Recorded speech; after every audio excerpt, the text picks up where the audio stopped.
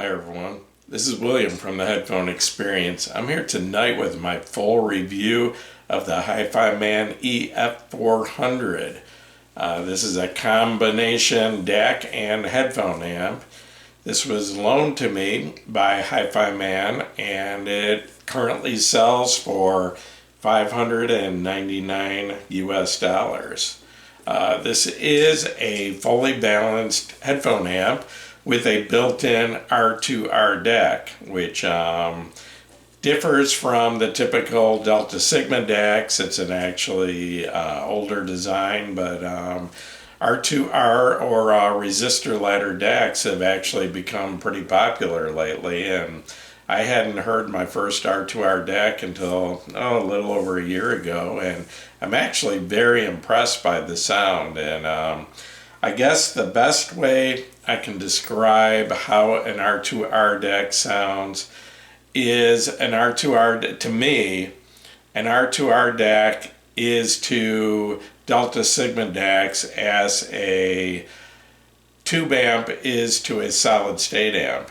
R2R Dacs do not measure as well as Delta Sigma DACs, but neither do tube amps compared to solid state amps.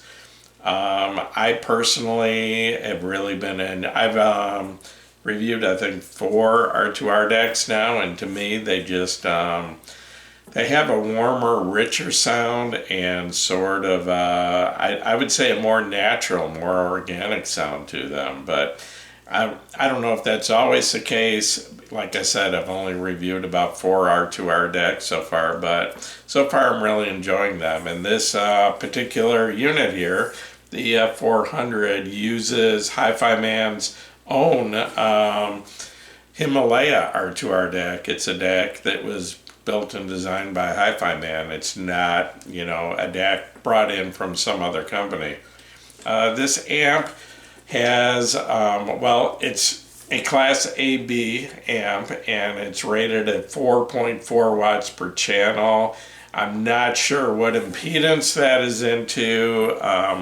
I think I saw somewhere where that was into 36 ohms, but I'm not sure. And I'm assuming that 4.4 watts per channel is probably from the balanced headphone outputs.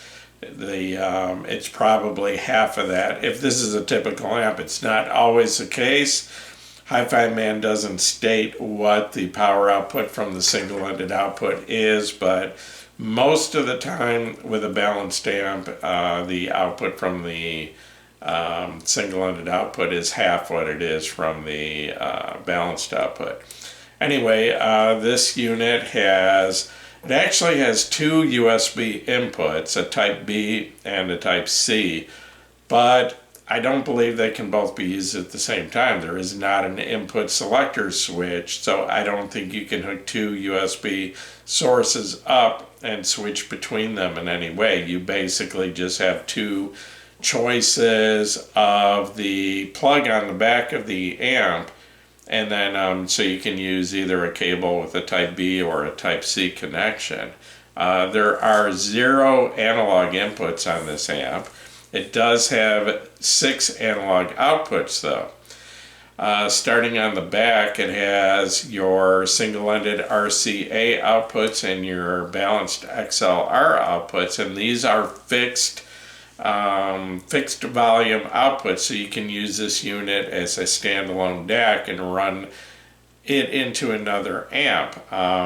There was some questions in my first impressions. I wasn't sure if this functioned as a preamp or those were fixed outputs, and I did get a chance to try it on a couple of different amps, and they are fixed outputs, so you can use the DAC in this unit with another amp if you want, and I'll talk more about that later. But anyway, there's also 4 analog headphone outputs on this, and they go across the front here, and you can see all 4 of them. You've got your 2 single-ended outputs, 3.5 millimeter and 6.3 millimeter, or 1/4 inch, your standard headphone jack. And then you've got 2 balanced outputs, 4.4 millimeter balanced and XLR, full-size 4-pin XLR balanced. There's two gain settings on this. You have a choice of low gain or high gain, and that's controlled with the knob on the front. And you also have two oversampling options, either with oversampling or NOS, which is no oversampling. And you can use either of those with either of the gain settings. So basically your knob on the front, one knob controls both your gain settings and your oversampling mode. The size of this unit is about 9 inches wide, about 9.5 inches deep, about 2.25 inches tall, and weighs in at almost 7 pounds. This is very heavy for its size, very substantial feeling amp. I mean, I've heard people make comments about it. They couldn't believe how heavy this thing was when they first picked it up. So anyway, I'm going to move in a little closer, give you a closer look at this. We'll start with the front, and I'm getting a lot of glare from my light. See what I can maybe move back a little bit. Well, anyway, okay, we'll start here. This is your control for your two gain settings, and you start out at the bottom. You have low gain, no oversampling, low gain with oversampling, then high gain with no oversampling, and then high gain with oversampling. Okay, then you start in, you got your 6.3 millimeter, 3.5, your 4.4 balanced, and your full-size XLR balanced headphone outputs, and then you've got your volume control here. And then looking at the back of the unit, these are your fixed outputs, so you can use this as a DAC into another amp. You've got your RCA single-ended outputs, your XLR 3-pin balance deck outputs. You've got your AC in here, your 120 volt AC line in, and yes, it does come with a cable. And you've got your power switch here, and this is the only way to turn this on and off. There's no switch on the front, so you do have to reach around back and flip this switch, but usually not a problem. Before I get into the sound, I did want to mention the equipment I used in reviewing this amp. And because this only has a USB input, I was limited to my desktop system. I could not throw this into my equipment rack because I use CD transports as my source, and this amp has no optical or coaxial digital input, and it has no analog input. So my only choice was to hook this up to my computer and use the USB output. So anyway, my computer is a newer HP desktop, and runs Windows 10. Well, it's not real new, it's like 2 years old, but it's not an old relic or anything. So anyway, it's running Windows 10, and I'm using, my source is, I've got about 50 CDs ripped to the computer in WAV lossless format. And I did want to mention, when I first plugged this into my computer, it immediately showed on the screen that it was setting up, and it took maybe 20-30 seconds at the most. It was set up and running. No issues whatsoever with Windows 10 getting this set up to run on your system.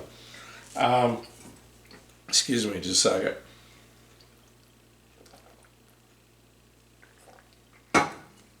The headphones I used in reviewing this amp DAC combination, because it is made by Hifiman, I assumed I would try, the best thing would be use several Hifiman headphones and see if they all worked out well, and they did. I used the Hifiman HE-400 SE, the Edition XS, the Ananda, that would be the original non-stealth version, the Aria stealth version, and then I also used the ZMF Atrium, and the which is a high impedance 300 ohm headphone to see how that worked out, and the Kennerton Thror, which is the flagship open back of the Kennerton line. Anyway, and then as comparisons, and this is where this video is different than my first impressions. My first impressions, I didn't really compare this to anything, Well, that's what I've done over the last 2 months, and sorry it's been so long, but just had a lot going on. So anyway, I did compare this to the Zen DAC, which you can probably see sitting here on my desk, which is a great little combination DAC amp from iFi. I did compare it to the iFi Stack, and that would be the signature versions. It would be the iFi Zen 1 Signature DAC and the iFi ZenCan Signature Hifiman version, the Hifiman edition. So I compared this to that stack, which runs a pretty similar price. I think that stack is a combined $650. And then I also compared this to the Singzer SA1 headphone amp that I just put out my full review about 3 days ago. And I compared it. That is a amp only, so I needed to use a DAC with that, and I used 2 different DACs. One was the E30 from Topping, which holds the price similar because the Singzer SA1 actually goes the same price as this, but it doesn't have a DAC. So I used the $150 E30 from Topping, and then the Topping D70S MQA version, which sells for about $650. So the Singzer SA1 with the D70S SA stack is actually about twice the price of this. So and then I compared this to the Burson Conductor 3 Reference, which is also a combination amp and DAC, and that does go for about 3 times the price of this. But I wanted to see, this thing sounded great, so I wanted to see how it held up to the Burson. And, you know, that's a $1,750 amp DAC combination. So anyway, getting into the sound. Okay, the words I would use to describe the sound of this amp DAC would be warm, rich, smooth, liquid, dynamic. But even though it's warm, it has exceptional detail. This is not lacking in detail in any way at all. This thing details up there with some of the best amp DACs I've heard. The detail is just really, really good. It never sounds thin, and it never sounds dry. It has a lot of body, a lot of weight to the sound, and a lot of substance to the sound. It just it's got a pretty high wow factor, you know. I mean, you listen to this, and I've heard other people say it too. You're just like, wow, this thing is really impressive. And, you know, especially for the price of $599, you're getting a DAC and an amp both. The sound stage is very large. It has very good width, but and this is kind of a trait of the R2R Dacs. It has a lot of depth to the sound stage. I hear a lot of I hear sound in layers out in front of me instead of a two-dimensional, like everything's just on one plane. I hear more distance out front, and that's compared to your typical Delta Sigma type DACs. To me, R2R Dacs have more depth to the sound stage, and it has excellent separation between instruments and voices and all that. Everything is very distinct. Nothing blurs together. Just very, very clean sounding. And then as far as power, this thing has enough power to power any headphone I've thrown at it so far, even from the single-ended output. 2 of the harder to drive headphones I've used are the EF-400 SE from Hifiman, which is a budget headphone, but it needs a lot of power, and this does, I mean, no problems at all. This drives that as well as I've heard anything drive it. And then the hardest to drive headphone I have is my Hifiman HE560, which I think is about 50 ohms and just very inefficient, and it takes a lot of power to drive that and make it sound right. both that and the 400 SE, if they don't have enough current provided to them, the bass gets real weak and it gets kind of muddy and it loses dynamics. And that is not the issue at all with this amp, even from the single-ended output, more than enough power for either of those. And I've heard that this thing, that this amp can power even the HE6 and the Susvara. I don't have either of those, but I heard it has enough power for even those, and those are two of the hardest to drive headphones that have ever been made. So basically, any headphone you have, this thing's going to have enough power. So anyway, like I said a few minutes ago, I compared this to 4 other setups, so I'm going to take a short break. And when I come back, I'll talk about how this compared to these other 4 amp DAC combinations. I'll be back in just a minute. Well, I'm back from my break, and I'm going to finish up my full review of the Hifiman EF-400 combination DAC and amp. So something I forgot to mention, and I should have included this with my description of the sound, but before I get into my comparison to other amps and DACs, I did want to mention the oversampling. And the reason why is, regardless of whether you're in low or high gain, you have a choice of oversampling or non-oversampling or no oversampling with this DAC. And in most cases, well, I'll use this for an example. I did a review of the Audio GD R8 MK2 R2R Dac, which is about a $2,000 DAC. And I also did a review of the Pontus by Denafrips, the Pontus 2, and also an R2R Dac that goes for about $1,800. And in fact, I even did a video comparing the two. And in both cases, I decided that I actually preferred the non-oversampling mode on both of those. I thought they both sounded slightly cleaner with a little bit more focused with the oversampling turned off.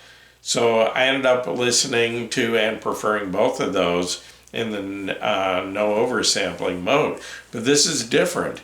This one, I switched back and forth several times, and there is a obvious difference in the sound between the two different modes. And this DAC I actually prefer with the oversampling turned on. I think it just, it creates more of a three-dimensional soundstage to me. It just gives it more depth and more layering and more of a holographic type sound, and I prefer this with the oversampling on. So did want to mention that, and now I'll get into the comparisons. First, I'm going to start with the Zen DAC, and the Zen DAC that I have sitting here behind me, this is a version 1 that sold for about $129, and the reason I still have it is I thought it was outstanding for the price, a very good entry-level amp DAC.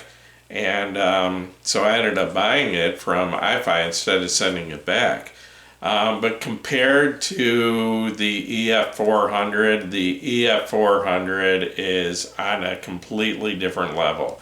It is way beyond the little $129 Zen DAC. It's just, the amp is on another level, the power level's on another level, the DAC is on another level.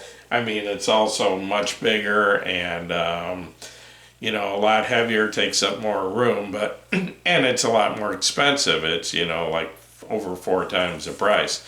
There is a newer version of the Zen DAC out, the version 2, that I believe sells for $189. I haven't heard that one yet, but like I said, there's no doubt in my mind, the EF-400 is on an entirely higher level than the little Zen DAC. Okay, so next I compared this to the Zen DAC stack, and this is the Zen Signature stack. Okay, this was, and I just did this review like a week ago.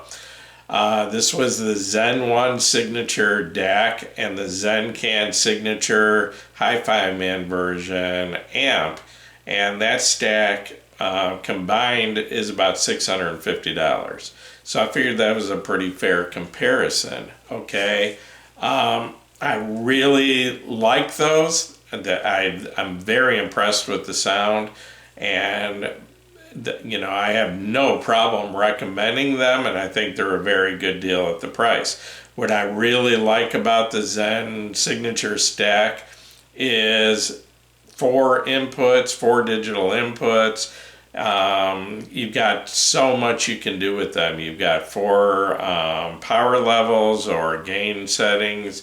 You've got the built-in EQ, all that. Really, really nice, but I'll be honest with you, when I compared the two, every headphone I tried, comparing it between the Zen Stack and the EF-400, I thought they sounded better from the EF-400. They just sounded more dynamic, more a little warmer, a little more body, a little more weight to the sound, just more lively, just more,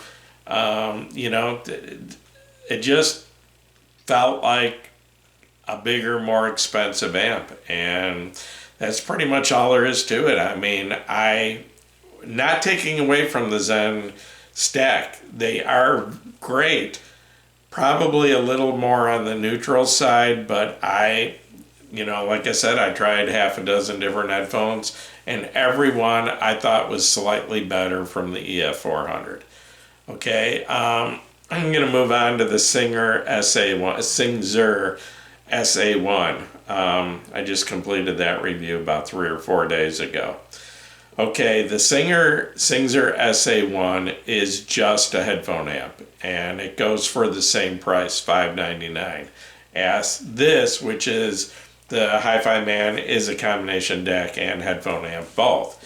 Okay, so I tried the Singzer with 2 different DACs to try to a less expensive DAC to hold the price cheaper, and then the DAC that I thought brought the most out of the Singzer. So anyway, I started out with the Topping E30, which I think is an incredible DAC for its price of $149.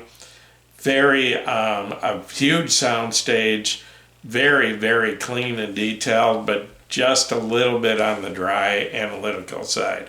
Okay, so the Singzer SA1 with the Topping E30 DAC compared to the EF-400, I actually slightly preferred the EF-400, and the reason why is that it just sounded a little bit warmer.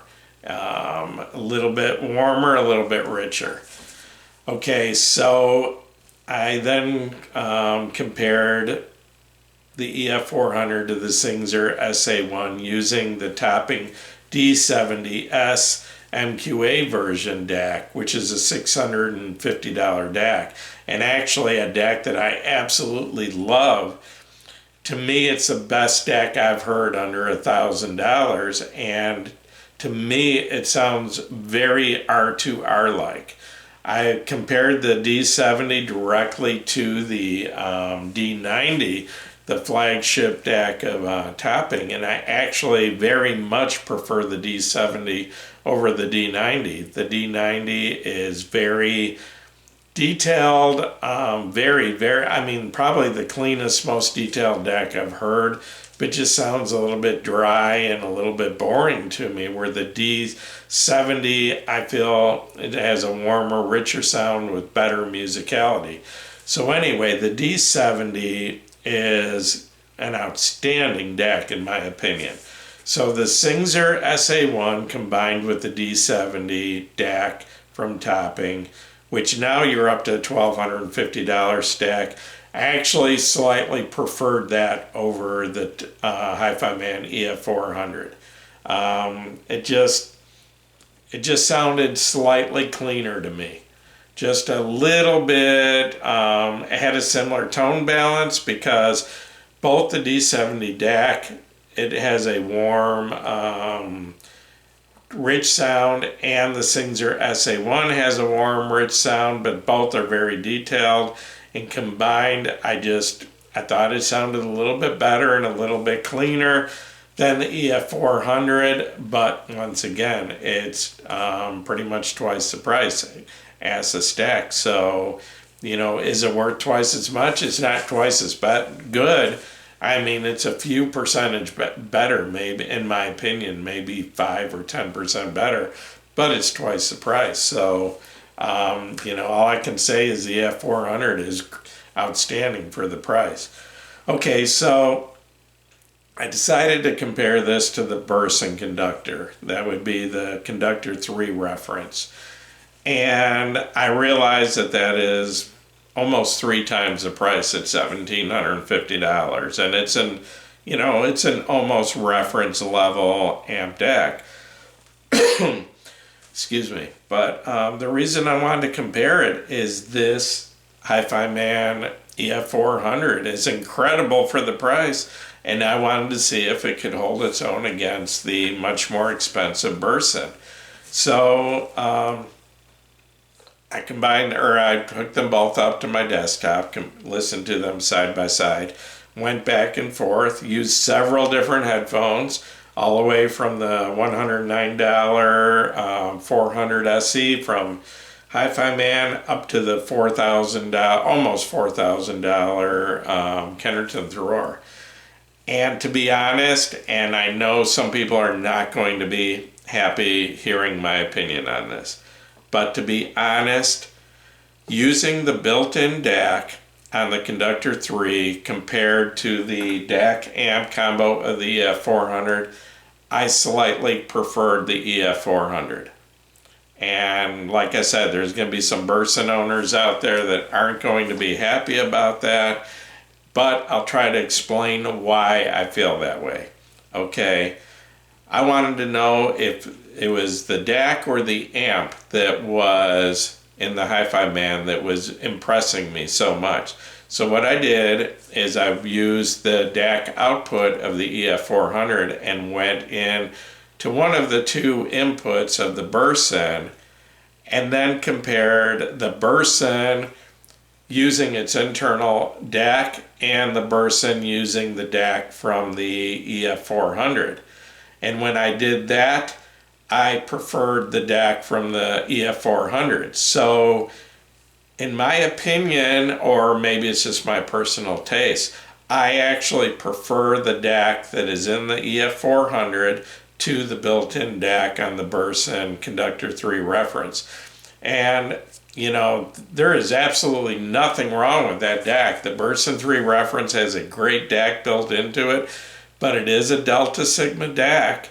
And when I compared the two, the Burson amp using the EF-400 DAC and the built-in DAC, I preferred the sound of the EF-400 DAC. It just had a warmer, richer sound, and I thought it had both more width and more depth to the sound stage. So, you know, there it is. I preferred the DAC in this to the DAC that's in the Burson Conductor 3. Not everyone's going to feel that way, but that's my personal opinion. Okay, so then I compared the amps of the two, and I believe that, how did I do that? Anyway, comparing the amps, I feel that the Burson is a better amp.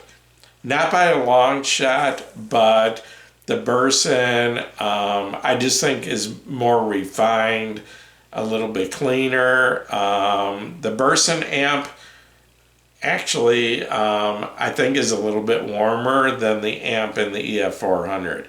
The EF-400 is getting its warmth from the DAC more so than the amp, where the Burson has sort of a dry, almost analytical sounding DAC, but a nice warm amp. So comparing the two amps, I actually prefer the Burson amp to the EF-400. I think it's, you know, it's power-wise, they're not that far apart. Both have plenty of power for any headphone, but I just think it just sounds a little more refined.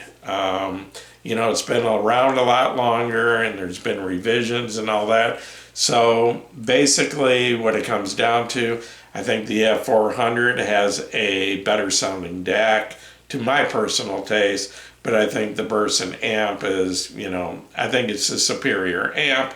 And the other thing is the Burson has 4 digital inputs and fixed and preamp outputs, and a ton. It's got a screen on it with menus, and you can. I think there's like 6 choices for digital roll-off filters. There's just all kinds of things that you can do with the Burson. It's just got a whole lot more features, and that's a big part of the price. So I'm not trying to say that this beats the Burson, but I do actually prefer the sound of the DAC in the EF-400 to the sound of the DAC in the Conductor 3. So anyway, my bottom line,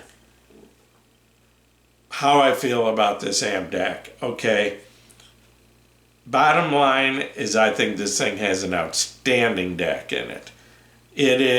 I think this DAC is on the same level as the topping D70 SMQA, which is a $650 DAC that I think is an outstanding deal at that price, and I think this DAC is as good as that DAC.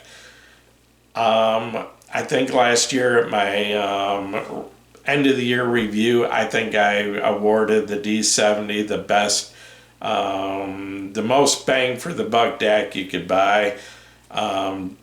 Actually, I think I gave it DAC of the year for the price. It's not the absolute best DAC I've ever heard. The Pontus, the Denafrips Pontus 2 probably takes that title. The Audio GD R8 MK2 is very close to the Pontus. But anyway, I love the D70, and I think the DAC in this EF-400 is as good as the DAC the DAC, standalone DAC, the D70 by Topping, and that is a huge compliment. This is an outstanding DAC. At that price of $599, that would be a very good deal for the DAC alone, and you're getting a very good headphone amp thrown in. So I'll talk about the amp. The amp, I think, is very, very good. And at this price of $599, I think you're getting an outstanding DAC, a really, really good amp for an incredible price. Okay? So that's how I feel. I mean, I don't know of any DAC amp combination I could come up with that I think is going to sound better than the EF-400 for the same price. But there's I've got to ask the question, does the fact that it only has one input, can you live with that? Because that's an issue for me. And I have to ask Hifiman, why did you only put one input on this? This is a DAC amp. It only has one digital input, that's USB. It has 2 different plugs, but it only technically has one input. Why no optical? Why no coaxial? Okay, I'm assuming this is probably a decision to hold the price down. In my opinion, even if this amp cost $100 more, I would gladly pay that to have a couple more choices of digital input. If this had a coax and optical input and at least one set of analog inputs, I think this amp would easily be worth another $100. So if Hifiman made this choice to hold the price down, I understand that, but there's going to be a lot of people that this amp is not going to be what they need, only having one input. I mean, and maybe I'm old and obsolete because I primarily listen to CDs, but there's no way to hook a CD player up to this. I would like to be able to hook a CD transport up through a digital input. Can't do that. I can only use this at my desk. So the bottom line is, if you can live with only a USB input, go out and buy this thing right now. This is a steal. It is a fantastic amp and DAC for $599 if you don't need an analog input or a coaxial or optical digital input. If you do, if you need those inputs, then this amp DAC is not going to do it for you, and it's not the right choice. So you've got to make that decision. Can I live with only one digital input? Maybe somewhere down the line, maybe next year, maybe Hifiman will add an optical or coax, or maybe both digital inputs for this. Maybe they'll add an analog input that would be nice. Not as necessary as the digital, but it would be nice. And maybe it'll cost a little bit more. Maybe they can somehow do it at the same price, and that would be fantastic. If they do, it is a giant beater. I mean, this thing is incredible. I wish I could compare it to my Master 9 R8 stack and see how it sounds, but there's no way I can do that. Those have coaxial inputs, but they're just too big to bring out here and put on my desk, and I can't take this in and put it in my system because there's no analog or other outputs. I've gone through all that more than once.